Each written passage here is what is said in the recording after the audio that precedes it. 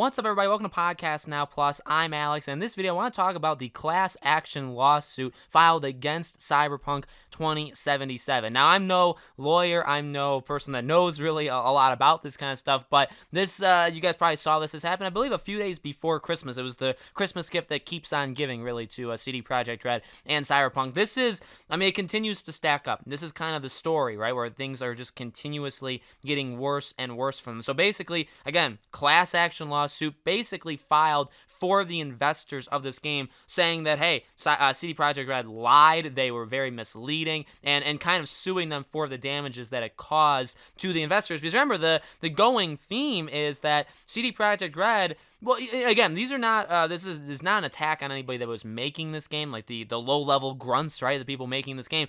Nobody really should be getting mad at them.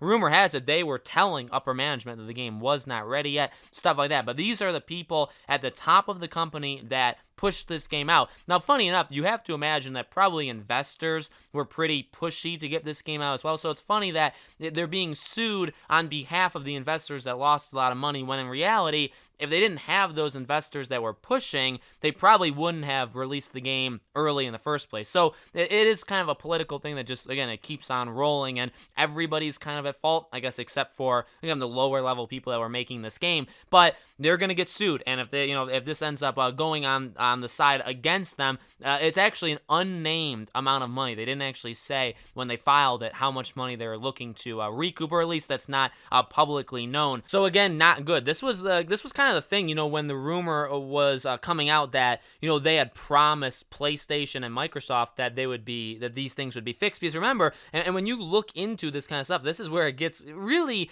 not like despicable, but like this is where it gets sad, where games have to run. In order to come out on the PlayStation or Xbox or anything like that, like, you need to pass a pretty heavy, not like a test, but you need to do a lot of, you need to test your game quite a bit. You need to have a very good report, like, ready. You need to have, like, okay, if there's this issue on this level or this or that, like, you need to have those things done. And if it doesn't pass the standards set by Sony, Microsoft, Nintendo, all this stuff, if it doesn't pass, the game does not make it on. And by what we've kind of heard, this game would not have passed. In fact, I don't think it did pass those tests. But they promised that with the day one patch, because remember, the game is basically unplayable without the day one patch, right? That's obviously old news. Everybody knows that by now. But, like, that's the game that was tested. That's the game that needed to check all the boxes in order to come out on these platforms. And if you couldn't check those boxes, the game can't come out, okay? So the idea was that CD Projekt Red said, well, all right, it doesn't pass, but we have a patch in the works that's going to fix all this. We promise you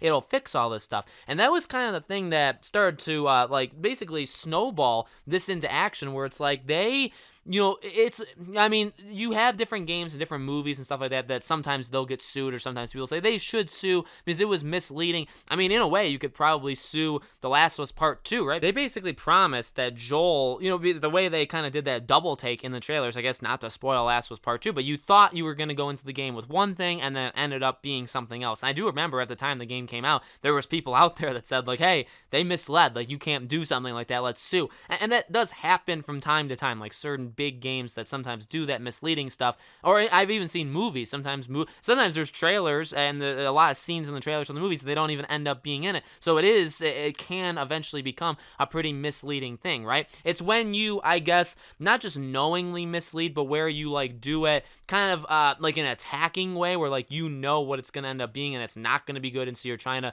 purposely mislead in, like, a negative feel to it. And that's what Cyberpunk did. And that's what CD Projekt Red did, right? Again, it's if there was something in the trailer where they kind of you thought the story was going to go one way and then it was the other, you can whine about it, and it's okay. I'm not saying you can't complain about it, but, like, ultimately, like, yeah, sometimes there are trailers that try and do that, try and mess you up. But in this case, it's that they basically publicly lied to people, saying this game would be fine, this game would be good. And again, they only really did that to make money. And the question I then have, which again is back to that funny part of this entire thing, is like, they're being sued basically not by the investors, but like the investors are the ones like kind of leading it, right? So they can make some of the money back, okay?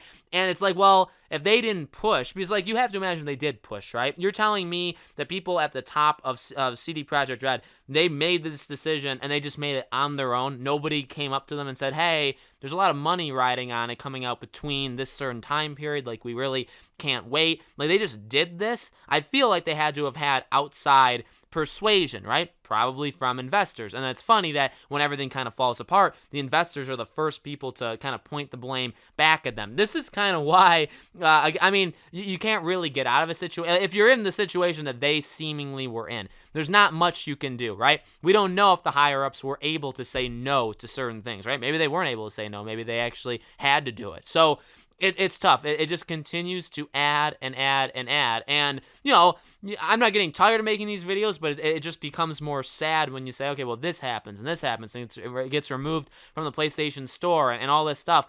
I mean, I just want the game to be good. I mean, I just want people to enjoy this game. I want to enjoy this game. There is, I think, a redemption arc that's possible, right? Through DLC and through a season pass, or like, no, don't go season pass, but like through some sort of DLC. Maybe they should make some of the DLC like free. Like if they were planning on making it paid, maybe you make it free now to kind of like earn trust back. The multiplayer needs to be good. I mean, there is a way of getting back on track, but as of right now, again, like, they lost stock, they lost a lot of money, they lost a lot of trust, and now they're literally being sued pretty heavily, pretty big time, right? Like a class action lawsuit is no like small time deal. This is a big deal, and so it just kind of keeps on snowballing for them. And it again, like, you feel for the people that work there. There's only really probably a couple handfuls of people that are the fault, that like they caused all this. We don't even necessarily know who did it, right? And so really, you can keep saying, well, CD Projekt Red, or Cyberpunk, but in reality, we don't really know